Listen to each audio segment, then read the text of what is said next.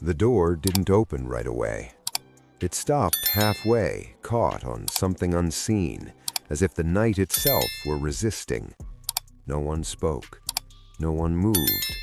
The air inside the warehouse felt wrong, too still, too expectant. Someone held their breath. In the dark, stacked shapes rose like shadows pretending to be walls, plastic, wood, the faint, unmistakable smell that told them they were standing closer to danger than they understood. They thought they were alone. They weren't. If you're listening to this late, if the room around you is quiet, take a second. Notice where you are, what time it is, what the silence feels like right now. Some stories don't rush. They wait for you to settle in.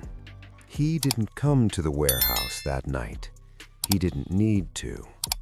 That was the part people never understood about him. They imagined power as presence, as noise, as arrival. But real control worked differently. It waited. Hours earlier, he had been sitting in a dim room, listening to nothing but the hum of electricity and the distant sound of traffic bleeding through thick glass. A glass in front of him held untouched liquid. He hadn't noticed it growing warm. He was thinking about theft. Not the act itself, the mindset behind it. The kind of person who convinces themselves they can take something that isn't theirs and survive the consequences. That kind of thinking always followed patterns: overconfidence, desperation, silence where respect should have been. He had learned to recognize it the way sailors recognize weather, not by sight, by pressure. Something had shifted. A voice on the phone that lingered a second too long before answering. A sentence that explained more than necessary. A reassurance that arrived uninvited. People who are loyal don't over-explain. People who are afraid do.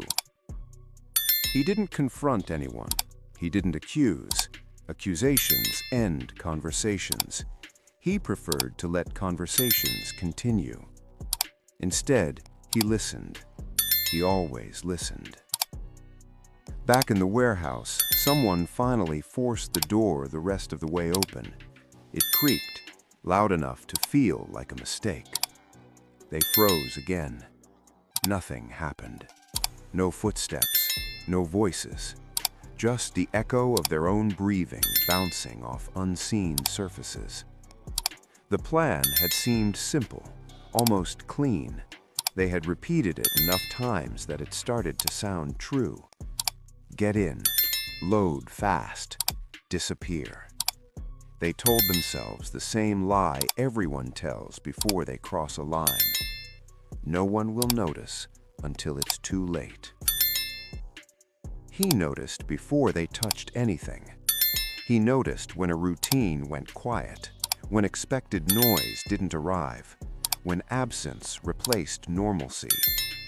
Absence is loud to people who pay attention.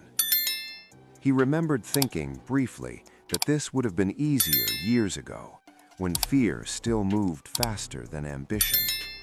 Now, people believed stories instead of consequences.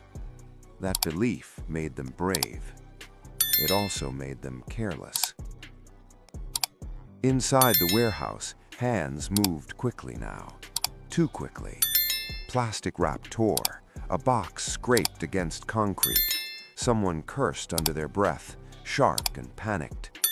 Every sound felt amplified. They didn't know the building had ears long before it had locks. They didn't know how many nights this place had been watched while appearing abandoned. They didn't know that the most dangerous part of stealing wasn't being caught. It was being allowed to continue. He sat back in his chair and closed his eyes. Not in anger, in disappointment. The theft itself was almost irrelevant. Product could be replaced. Routes could be rerouted. losses absorbed. But intention lingered. Someone had decided he was no longer absolute, that his reach ended somewhere short of this warehouse, that distance equaled safety. That decision mattered. He wondered how long they had debated it, how many quiet conversations it took before someone finally said yes. Yes is always the most expensive word. The men in the warehouse reached the last stack. Their breathing was louder now. The air felt heavier. Sweat cooled too quickly on skin. One of them paused. "Do you hear that?" he whispered. They all listened. Nothing. The silence felt wrong again, but differently now, less empty, more aware. He opened his eyes and leaned forward. There was no rush. Whatever lesson this night would deliver didn't need to be immediate. Immediate consequences create martyrs. Delayed ones create understanding. He thought about what fear does to memory, how it stretches moments, how it etches details deeper than joy ever could. They would remember this night for the rest of their lives, even if they didn't yet know why. In the warehouse, a light flickered. Just once, enough for them to look at each other, enough to make doubt bloom. They had come for product. What they were taking with them instead was something heavier, awareness. And awareness, once gained, is impossible to return. The light didn't come back on. That was the worst part. If it had stayed dark, they could have blamed a fault, old wiring, bad timing, something impersonal. But the flicker suggested intention. Someone was paying attention. No one spoke, not because they were disciplined, but because words suddenly felt dangerous, as if saying the wrong thing might carry farther than it should. One of them checked his phone. No signal. The screen went black again, swallowed by the dark. Time slowed. They had expected urgency to push them forward. Instead, hesitation settled in, heavy, sticky, the kind that makes every movement feel like a choice you'll later regret. They had crossed the line already. They just didn't know how far. He watched the clock without really seeing it. Minutes passed. He let them. Fear matures when it's given space. It turns inward. It stops asking for permission. Somewhere between panic and hope, people reveal who they are. He had built his life around that truth. Inside the warehouse, someone finally spoke. "We should go."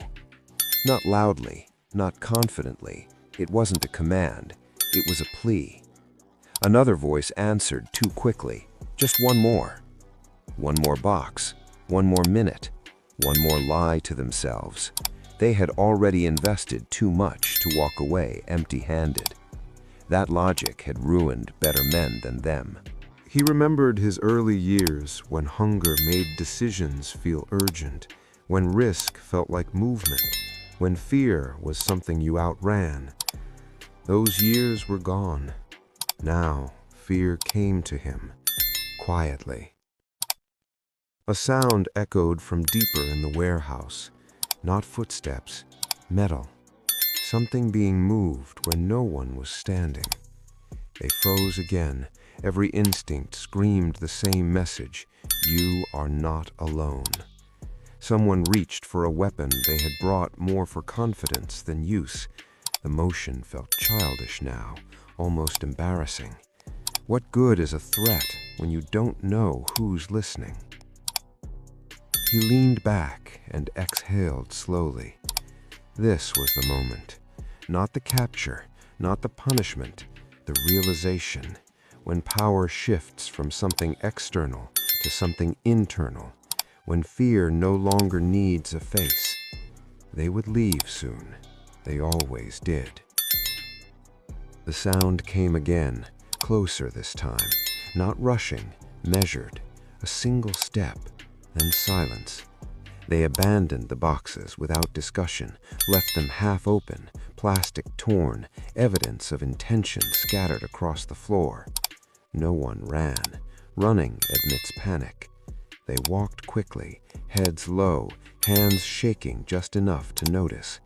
The door resisted again as they forced it open.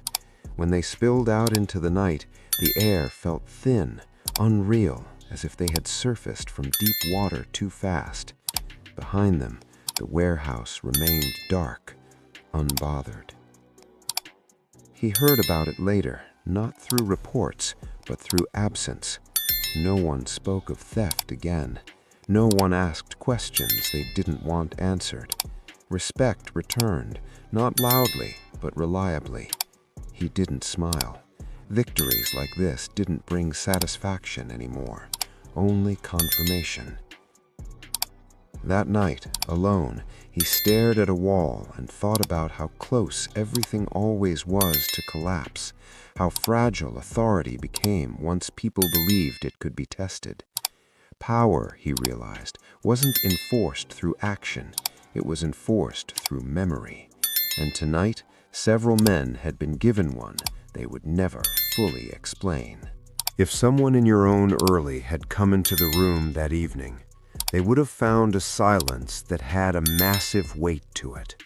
It weighed more than the air and filled every corner of the small room. A deep darkness, seeming to extend from the seals to the floor, from one wall to the other, from the head of one man to the head of the other in the room. It was a silence that had no beginning and no end. They talked in such a low voice that even a ghost couldn't have heard them.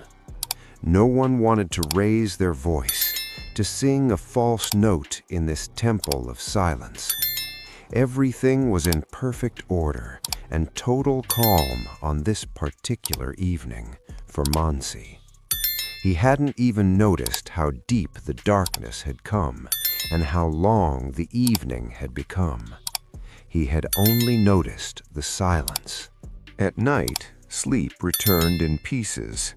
He woke to the echo of imagined sounds, a door closing, a footstep where none should be, the low thud of something heavy being set down. He would sit up and listen. Nothing. The city breathed outside his window, indifferent and enormous. He realized then that the theft hadn't frightened him because of loss. It frightened him because it suggested a future where control required repetition, and repetition erodes authority. Days passed, then weeks. The warehouse was cleared, the route adjusted, life resumed its shape, but something remained altered. People spoke to him carefully now, not with awe, not with defiance, but with caution that bordered on distance. Distance is a kind of loneliness. He had built walls to protect himself, and now he lived behind them. He thought about the men who had walked into the dark that night. He wondered where they were now, what stories they told themselves to sleep, which moments replayed when the world went quiet. He hoped, briefly, that they had learned something lasting. Then he dismissed the thought. Lessons learned through fear don't transform people. They simply keep them from returning. The outside world continued, unaware.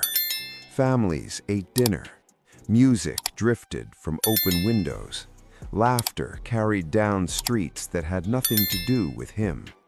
He watched it all from behind glass, feeling older than his reflection suggested. Power, he understood, doesn't age you. Guarding it does. One afternoon, alone, he stood in a room with no windows and realized he no longer knew who he was without the threat of challenge. The question landed softly, but stayed. If no one tested him again, what would remain? The answer frightened him more than theft ever had. He sat down and rested his hands on his knees, breathing slowly. For a moment, He imagined letting it all go, stepping away, allowing the world to rearrange itself without him. The idea felt distant, abstract. He wasn't ready, but the thought had appeared, and once a thought appears, it doesn't need permission to return. That night, the city lights blurred together like distant fires.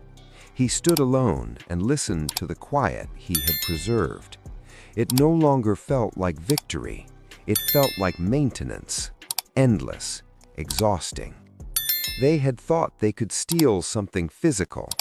What they couldn't see was what it cost him to prove them wrong. And as the night deepened, he understood something with a clarity that left no comfort behind. Power doesn't collapse when it's challenged. It collapses when it has to keep reminding everyone it exists. He began spending more time alone, not because he wanted to, but because it required less effort. Alone, there were no expressions to manage, no pauses to interpret, no hidden calculations behind polite words. Solitude was honest in a way people no longer were. It didn't flatter him, it didn't fear him, it simply existed. The phones rang less often now, not because nothing was happening, but because others had learned how to handle things without involving him. They told themselves it was efficiency, initiative. He knew better. They were learning how to live without his shadow. That realization settled slowly, like dust in an unused room. He noticed how quiet his own thoughts had become. Not peaceful, sparse. Fear had once filled the space. Then vigilance, then strategy. Now there were gaps. Long stretches where nothing urgent demanded his attention, no threat to analyze, no challenge to anticipate. Power had insulated him from boredom for years. Now boredom crept in, and with it, doubt. At night, he replayed the warehouse again and again. Not the fear in their voices, not the flickering light. The moment they chose to leave. That was the part that stayed. They had walked away, not chased, not punished, not corrected, just gone. Fear works best the first time. After that, it requires upkeep. He wondered how many nights like that he had left in him. The world outside continued, untouched by his internal erosion. New alliances formed, old loyalties shifted, people adapted the way they always do. He watched from a distance and realized something painful. He was no longer shaping events, he was reacting to them. One afternoon, he caught his reflection in a darkened window. For a moment, he didn't recognize the man staring back. The posture was familiar, the expression was not. It wasn't anger, it wasn't confidence, it was weariness. The kind that comes not from loss, but from holding on too long. Fear had once filled the space, then vigilance, then strategy. Now there were gaps, long stretches where nothing urgent demanded his attention, no threat to analyze, no challenge to anticipate. Power had insulated him from boredom for years. Now boredom crept in, and with it, doubt. At night, he replayed the warehouse again and again. Not the fear in their voices, not the flickering light. The moment they chose to leave. That was the part that stayed. They had walked away, not chased, not punished, not corrected, just gone. Fear works best the first time. After that, it requires upkeep. He wondered how many nights like that he had left in him. The world outside continued, untouched by his internal erosion. New alliances formed, old loyalties shifted, people adapted the way they always do. He watched from a distance and realized something painful. He was no longer shaping events, he was reacting to them. One afternoon, he caught his reflection in a darkened window. For a moment, he didn't recognize the man staring back.